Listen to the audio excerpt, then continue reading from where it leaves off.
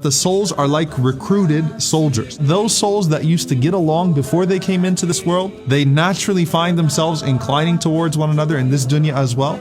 And those souls that didn't get along in the previous realm, they also find a natural aversion to one another. And there's a beautiful story behind this. So the Prophet ﷺ, when he saw this, that this woman that was famous for making everyone laugh in Mecca just happened to end up in the house of the woman who was famous for making all the other women laugh in Medina, and they became great friends and they were great sahabiyat, they were great companions. The Prophet ﷺ, he commented by saying, Al-arwahu junudun wa jannah. He said these souls, they knew each other in the past. So those souls that used to incline towards one another, they incline towards one another in this dunya as well.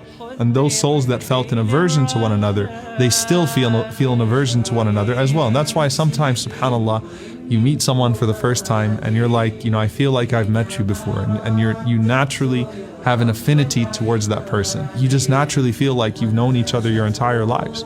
You probably did. You probably used to sit with one another in that previous realm, and you probably liked one another in that previous realm. You do have divinely appointed friends, and those people that you love for the sake of Allah subhanahu wa ta'ala in particular, you probably loved each other in a previous realm as well. The believing souls will naturally be directed towards one another by Allah subhanahu wa ta'ala.